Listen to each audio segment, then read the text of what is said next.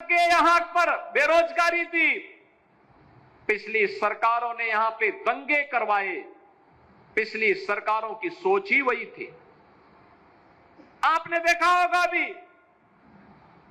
ये लोग जो परिवारवादी हैं, जिनकी सोच केवल अपने परिवार तक सीमित है, जाति का नारा देते हैं, लेकिन जब सत्ता में आते हैं तो तुष्टीकरण की नीतियों की पराकाष्ठा को पूरी करते हुए केवल अपने परिवार के विकास की बात करते हैं, अपने परिवार तक सीमित रह जाते हैं।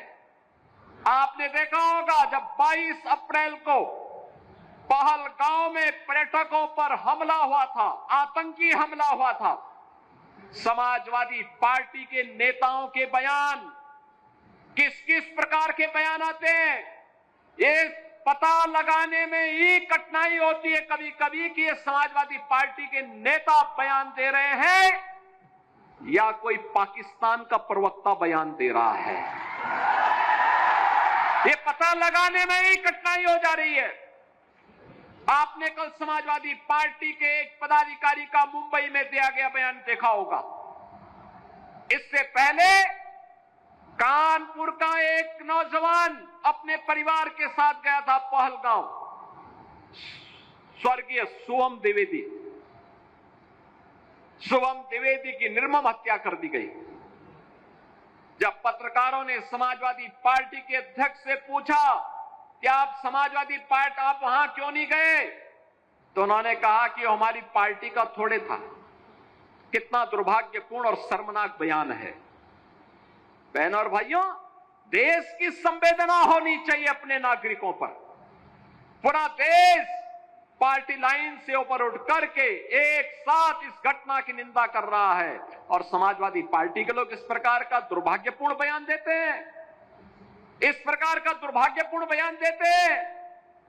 पहलगांव की घटना में उनका एक राष्ट्रीय महासचिव बयान देता है, कहता हिंदू ने हिंदू को मारा है, यानी पाकिस्तान को क्लीन चिट देने की कुछ ही चेष्टा।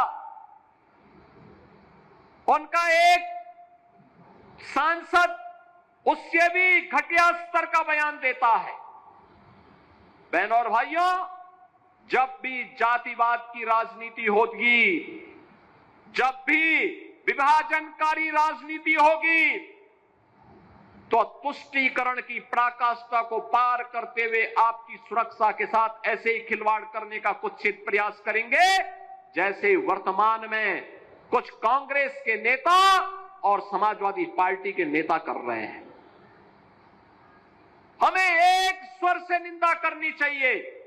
आतंकवाद के खिलाफ देश की लड़ाई प्रधानमंत्री मोदी जी के नेतृत्व में 144 करोड़ के भारत को एक स्वर से लड़ना चाहिए। एक स्वर से प्रधानमंत्री मोदी जी के नेतृत्व में आतंकवाद का नेस्तनाबूद करने के संकल्प के साथ आगे बढ़ना चाहिए।